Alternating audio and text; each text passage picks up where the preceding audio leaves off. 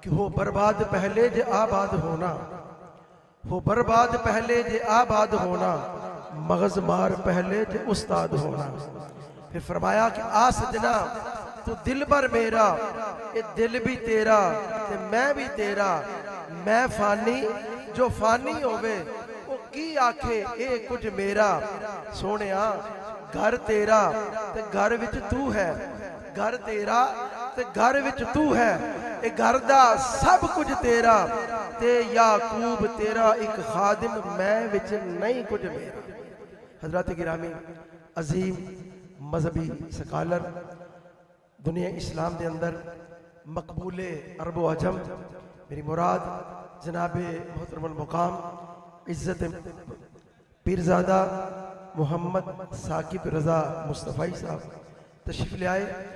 جلدی اہدا گہرائیاں دے نال آپ نو خوش آمدید کہنے ہیں اور دل دے بڑے ہی ادب نال، بڑی محبت نال آپ دی خدمت ملتمس صاحب کہ آپ اپنے محبت بھریا بیان کی رسول مستفید فرماندے نے۔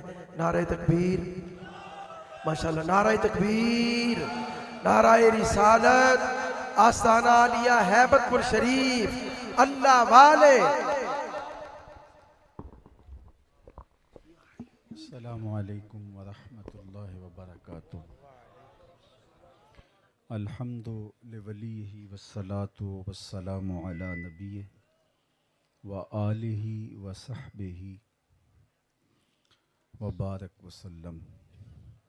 قال اللہ تعالی وتبارک فی القرآن المجید والفرقان الحمید فی شان حبیبہ مخبرا وآمرا ان اللہ وملائکتہ یصلون علی النبی یا ایہا الذین آمنوا صلوا علیہ وسلموا تسلیما۔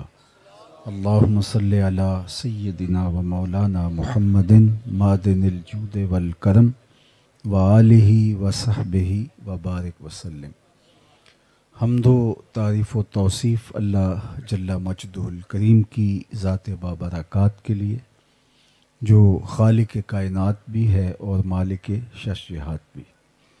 اللہ جل وعلا کی حمد و ثنا کے بعد رسول رحمت، شفیع معظم، نبی محتشم، حضور ختمی المرتبت صلی اللہ علیہ وآلہ وسلم کے حضور ناز میں اپنی عقیدتوں، ارادتوں اور محبتوں کا خراج پیش کرنے کے بعد عالی مرتبت صدر مجلس حاضہ، سجادہ نشین دربار عالیہ نقشبندیہ ہیبت پور شریف، دیگر صاحبزادگان، خلفائے اعظام، علماء کرام، حضرات سامعین، حاضرین، حاضرات، یاران طریقت، السلام علیکم ورحمۃ اللہ وبرکاتہ۔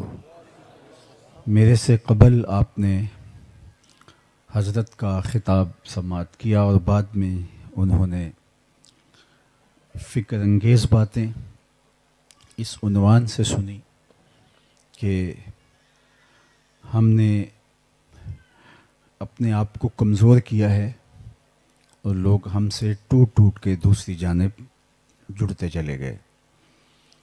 یہ بہت فکر انگیز باتیں ہیں اور مجھے اور آپ کو اس پر بہت سوچ و بچار کرنا ہوگی اور اپنے آپ کو مرتب بھی کرنا ہوگا، منظم بھی کرنا ہوگا اور اپنی کوتاہیوں کا جائزہ بھی لینا ہوگا۔ میں اور آپ آج یہاں حاضر ہوئے ہیں تو یہ میری اور آپ کی عقیدتوں کا مرکز ہے۔ ہماری محبتیں اس آستانہ رحمت پہ شعور کی آنکھ کھلنے سے پہلے ہی وابستہ ہے، اور ابھی راستے میں مجھے میرے ایک ہم سفر دوست پوچھ رہے تھے کہ آپ کو کتنا عرصہ ہوا، تو میں نے کہا کہ یہ حضرت کا غالباً 43واں سالانہ عرس پاک ہے اور مجھے نہیں لگتا کہ کسی ایک عرس میں بھی میں غیر حاضر رہا ہوں۔ تو اب مجھے کچھ کہنے کا موقع یہاں حاصل ہوتا ہے، اور اگر یہ حاصل نہ بھی ہو تو اس مقدس خاک کے ساتھ ہماری نسبت ہے، اور یہ گلیاں، یہ کوچہ و بازار، یہ آستان رحمت، یہاں کی فضائیں، کھیت کھلیان، سب کچھ ہمارے دلوں میں رہتے ہیں، اور ہم نے یہ عقیدت، یہ محبت، یہ الفت کا رشتہ ورثے میں پایا ہے۔ میرے والد گرامی رحمۃ اللہ تعالی علیہ ایک مدت سے اس آستانہ نور سے وابستگی، دل بستگی اور تعلق خاطر کا گہرا ربط و رشتہ رکھتے تھے، اور اس نسبت کو اپنے لیے بہت بڑا اعزاز مانتے تھے۔ ان کی ساری پیاس یہاں سے بجھی، ان کی باطنی ضرورتوں کی تکمیل اسی دہلیز سے ہوئی۔ کیا کہا تھا میاں صاحب نے، اکو سخن نہ ہور تمامی جو نعمت میں پائی، ہکو سخن نہ ہور تمامی جو نعمت میں پائی، ایسے مرد سچے دا صدقہ اپنی نہیں کمائی۔ تو ہمارا پھر حق زیادہ بنتا ہے کہ ہم محض رسمی حاضری نہ دیں، بلکہ یہاں سے فیض کشید کرنے کے لیے، برکتیں سمیٹنے کے لیے اور اپنے من کے روگ مٹانے کے لیے پوری عقیدت کے ساتھ حاضر ہوں۔ یہاں جو بھی خطاب کر رہا ہوتا ہے، کیونکہ وہ حضرت کی اجازت، حکم نامے سے اور ان کی دعوت پہ یہاں بیٹھا ہوتا ہے، تو گویا وہ حضرت کی جانب سے ہی نمائندہ بن کے آپ کو پیغام حق دے رہا ہوتا ہے۔ تو جو چیزیں قابل عمل ہیں ان کو عمل کا حصہ بنائیں، جو چیزیں عقیدوں کی پختگی کا سبب اور ذریعہ بن سکتی ہیں ان چیزوں کو اپنے عقیدوں کی مضبوطی کا ذریعہ بنا لیں۔ فکر آخرت بھی کشید کریں، اخلاقیات بھی سیکھیں۔ یہ سیکھنے سکھانے کا عمل ہے۔ صوفیاء کی چوکھٹ پہ جب لوگ آتے تھے تو وہ انہیں زندگی گزارنے کا اسلوب دیتے تھے۔ حضرت داتا گنج بخش علی حجویری علیہ رحمہ نے کشف المحجوب میں لکھا ہے کہ تصوف رسوم اور علوم کا نام نہیں، یہ اچھے اخلاق کا نام ہے۔ اگر کسی شخص میں اعلیٰ اقدار اور اخلاق عالیہ پیدا نہیں ہوتے تو وہ مخصوص طرز کی ٹوپی پہننے سے یا مخصوص رنگ کا لباس زیب تن کرنے سے صوفی نہیں بنتا۔ صفا کا تعلق ظاہری لباس سے نہیں ہے، بلکہ اپنے باطن کو ان بزرگوں کے اخلاق کے رنگ میں رنگنے سے ہے۔ اور کامل پیر ہمیشہ اپنے مرید کی تربیت کرے گا اور اس کو یہی بتائے گا کہ تو نے اپنی زندگی شریعت بیضا کی مطابقت میں بسر کرنی ہے۔ ناقص اس کو اپنی ذات سے وابستہ کرے گا، لیکن کامل اس کو مالک کی چوکھٹ سے جوڑے گا، حضور کے ساتھ اس کی وابستگی کو مضبوط کرے گا۔ تو مرید تے پیر تیرا دوواں شریعت لگ دیے، فرق پہ آجے وال برابر بدنامی دو جگ دیے۔ ایک بال کے برابر بھی فرق گوارا نہیں۔ مرید اور پیر یہ اسی ایک رنگ میں رنگ جائیں، اور پیر کی تربیت کا عکس مرید کے وجود سے ظہور پذیر ہو۔ تو ہم نے عقیدہ بھی سیکھنا ہے اور ہم نے عمل بھی سیکھنا ہے۔ اللہ کے محبوب علیہ الصلاۃ والسلام کے عشق کی دولت بیدار جو اللہ نے میرے اور آپ کے شیخ محترم کو عطا کی، اور آقا کریم علیہ السلام کا اسم گرامی، نام نامی جو ہی ان کے لبوں پہ آتا تو چشمان سے آنسوؤں کی جھڑی جاری ہو جاتی۔ بلکہ جو پرانے لوگ ہیں وہ جانتے ہیں کہ آپ کے 3 صاحبزادے تھے، تو بڑے صاحبزادے مخدوم ملت علیہ رحمہ کا اسم گرامی حضور کے مبارک نام کے ساتھ منسوب کر کے رکھا تھا۔ تو جب کبھی وہ اپنے صاحبزادے کا نام جو حضور کے نام سے منسوب تھا ان کو بھی پکارتے تو آنکھوں سے آنسو جھڑنے لگ جاتے۔ یہ حضور علیہ السلام کے ساتھ ان کی محبت، حضور کے ساتھ ان کا پیار، اور زندگی کی ایک ایک ساعت حضور کی سنت کے سانچے کے اندر ڈھلی ہوئی ہے، اور کامل پیر کی علامت بھی یہی ہے۔ 91 برس کی زندگی پر اگر ہم نظر دوڑاتے ہیں تو یہ بات کہنا بہت آسان ہے، لیکن عملاً بہت ہی مشکل۔ لیکن کوئی ایک شخص نہیں کہتا جس نے بھی حضرت کی صحبت کا نور پایا ہے، وہ یہ بات کہتا ہے کہ ان کی ایک نماز قضا تک بھی نہیں ہوئی تھی، اور یہ ایک چھوٹی بات نہیں ہے، بہت بڑی بات ہے۔ تو شریعت بیضاء کے ساتھ یہ مطابقت اور حضور علیہ السلام کی سنت اور فرائض کی ادائیگی اور اللہ کے احکام پر بجا آوری، ان کے احکام کو پورا کرنا۔ میرے ایک بزرگ ملنے والے ہیں، اب تو وہ انتقال کر گئے۔ ان کی زندگی میں کئی دفعہ میں نے اپنے وہاں بھی اور ایک دو دفعہ یہاں بھی یہ واقعہ بیان کیا۔ میں اس شخص کی بات کر رہا ہوں جس کی زندگی تقوی سے عبارت ہے۔ تتجافی جنوبہم عن المضاجع، ان کی کروٹیں بستروں سے الگ رہتی ہیں، خوف اور طمع میں رب کو پکارتے ہیں۔ سحری کے وقت اٹھ کے مصلی بچھاتے ہیں تو مصلی آنسوں سے بھیگ جاتا ہے، یاد خدا میں روتے ہیں، ذکر الہی کی گرمی اور حرارت ان کے وجود میں ارتعاش پیدا کر دیتی ہے، حتیٰ کہ کیفیت وجد پیدا ہو جاتی ہے۔ پھر آنکھوں میں ایسی مستیاں اترتی ہیں کہ جو ان آنکھوں میں آنکھیں ڈالتا ہے پھر اس کا بھی دل سنبھلنے نہیں پاتا ہے۔ تو وہ کیفیت عشق الہی کی۔ لیکن کہتے ہیں میں ایک دفعہ حضرت کو ملنے کے لیے آیا تو آپ ایسے ہی بیٹھے ہوئے تھے اور اپنا سر گھٹنوں میں جھکائے ہوئے، تو میں آپ کے سامنے آ کے بیٹھ گیا۔ تو جب انہوں نے محسوس کیا کہ کوئی شخص میرے سامنے ہے تو سر اٹھایا تو میں نے دیکھا کہ آنکھوں میں آنسو ہیں۔ تو میں نے کہا کہ حضرت آپ کیوں رو رہے ہیں؟ وہ بزرگ سیدھے سادے تھے، تو کہتے ہیں کہ فرمانے لگے اس سے ڈر بڑا آتا ہے۔ تو اگر میرا اور آپ کا پیر خشیت الہی اور خوف خدا کے اس درجے پہ فائز المرام ہے تو پھر ہمیں دلیری کے ساتھ جرم اور گناہ کرتے ہوئے شرم آنی چاہیے، اور ہم نے یہی سیکھنا ہے، یہی سمجھنا ہے، اور یہاں آ کر کے خوف خدا اور خشیت الہی اور حضور علیہ السلام کی محبت کا جمال لینا ہے۔ انہوں نے اپنی ساری زندگی حضور علیہ السلام کی محبت میں بسر کی، اور حضور کی محبت کی علامت کیا ہے؟ حضور کی سنت کا اتباع۔ حضرت امام قرطبی علیہ رحمہ نے لکھا کہ اللہ سے محبت کی علامت قرآن سے محبت ہے، اور قرآن سے محبت کی علامت حضور علیہ السلام کی محبت ہے، اور آقا کریم علیہ السلام سے محبت کی علامت حضور کی سنت سے محبت ہے، اور آقا کریم کی سنت سے محبت کی علامت بدعات سے نفرت ہے۔ اور بدعت کی سب سے بہترین تفسیر اور تعریف حضرت شیخ احمد مجدد الفسانی علیہ رحمہ نے کی کہ بدعت وہ ہے جو رافع سنت ہو۔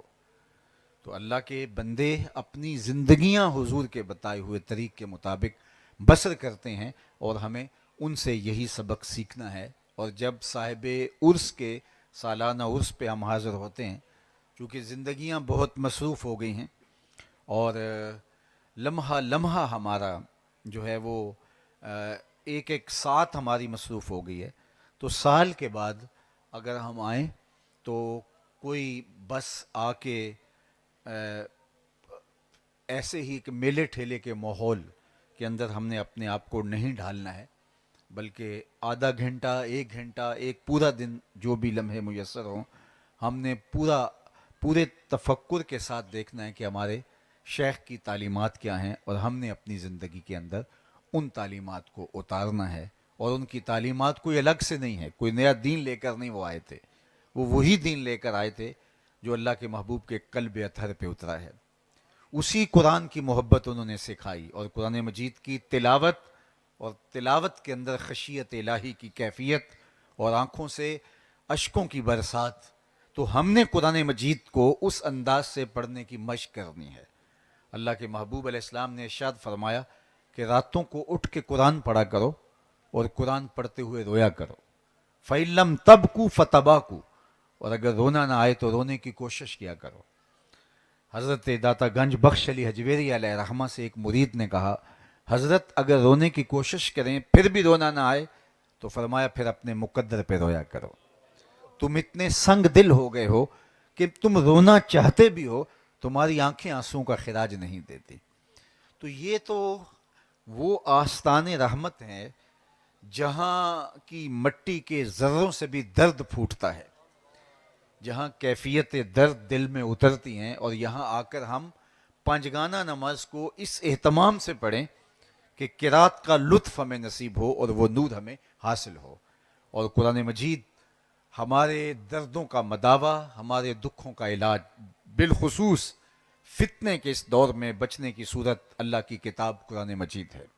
سیدنا علی المرتضیٰ رضی اللہ تعالیٰ عنہ فرماتے ہیں کہ اللہ کے محبوب علیہ السلام نے فتنوں کا ذکر کیا تو میں نے عرض کیا حضور جب فتنے آسمان سے بارش کی طرح اتریں گے تو بچنے کی صورت کیا ہوگی؟ تو برجستہ فرمایا اللہ کی کتاب قرآن مجید. اس سے وابستہ ہونے والا فتنوں سے بچ جائے گا اور اپنی زندگی کی حفاظت پاکیزہ کتاب قرآن مجید کے ذریعے سے ہو سکتی ہے. تمہارا رب سے ہم کلام ہونے کو جی چاہے, اپنے رب سے باتیں کرنے کو جی چاہے, تو فرمایا قرآن کھول کے بیٹھ جاؤ. یہ رب سے ہم کلام ہونے کے مترادف ہے. حضرت سہل بن عبداللہ تستری کسی جنگل میں رہتے تھے. کچھ لوگ انہیں ملنے گئے تو واپس پلٹتے ہوئے کسی نے کہا حضرت جنگل میں رہتے ہو, تنہائی میں راتیں اور دن کیسے کٹتے ہوں گے, آؤ نا شہر میں, تمہارے مزاج کے لوگ مل جائیں گے. فرمایا کہ تمہیں کس نے کہا میں تنہا رہتا ہوں؟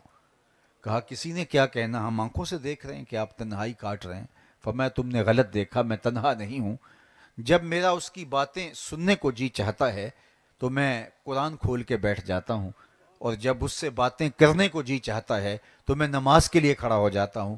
کبھی اپنی سناتا رہتا ہوں, کبھی اس کی سنتا رہتا ہوں.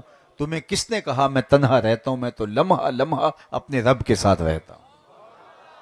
تو اس پاکیزہ کتاب کے ساتھ ہم اپنی زندگی کو جوڑ لیں. یہ کتاب ہمارے اندر نور پیدا کر دے گی, روشنی پیدا کر دے گی. گر تمی خواہی مسلمہ زیستن نیست ممکن جز بقرآن زیستن. اقبال نے کہا اگر تو مومن بن کے جینا چاہتا ہے تو قرآن کے بغیر تیرا ایک سانس بھی نہیں گزر سکتا. بلکہ آگے چل کے کہا فاش می گوئم آنکھ در دل مزمرست این کتابیں نیز چیزیں دیگرست. میں وہ کھل کے کہہ دوں جو میرے سینے میں پوشیدہ ہے, یہ کتاب نہیں, یہ کوئی اور ہی چیز ہے. یہ زندگی بخش حیات آفریں کتاب ہے جو من کی روشنیوں کا سبب و ذریعہ بنتی ہے, اور اس کتاب سے جڑنے والا گمراہ نہیں ہو سکتا. میرے اور آپ کے آقا و مولا نے اس امت کو لاوارث نہیں چھوڑا. فرمایا میں تمہارے اندر دو بھاری چیزیں چھوڑ کے جا رہا ہوں, جن کو حضور بھی بھاری کہہ رہے ہیں, وہ کتنی بھاری ہوں گے. اللہ اکبر. ان میں اولہما کتاب اللہ فیہ الہدا والنور فخذوا بکتاب اللہ واستمسکوا بہ. ان میں سے پہلی چیز اللہ کی کتاب, جس کو مضبوطی سے پکڑ لو. بلکہ فرمایا کہ یہ آسمان سے زمین کی طرف اللہ کی لٹکتی ہوئی رسی ہے, اگر تم اس کو پکڑ لو گے تو تم کبھی بھی گمراہ نہیں ہوگے. اس کتاب کے ساتھ وابستگی ہی ہماری نجات کی ضمانت ہے.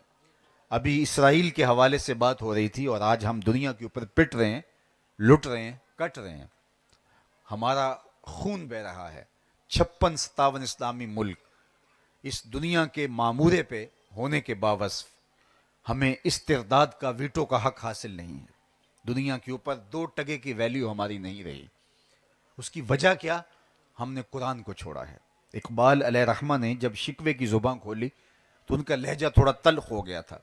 صفائے دہر سے باطل کو مٹایا ہم نے, نو انسان کو غلامی سے چھڑایا ہم نے, تیرے کعبے کو جبینوں سے بسایا ہم نے, تیرے قرآن کو سینوں سے لگایا ہم نے. پھر بھی ہم سے گلا ہے کہ وفادار نہیں, ہم وفادار نہیں, تو بھی تو دلدار نہیں. لہجہ بہت تلخ ہو گیا, لیکن جب جواب آیا تو سارا نشہ اترتا ہے. لفظ وہی ہیں, صرف صیغہ بدلتا ہے. اب آواز ادھر سے آ رہی ہے, اور اقبال اپنے انداز میں اس آواز کو قوم تک پہنچا رہے ہیں. جب یہ کہا کہ ہم نے یہ کیا, ہم نے وہ کیا, اور آج ہمارے ساتھ یہ ہو رہا ہے, تو جواب آیا صفائے دہر سے بات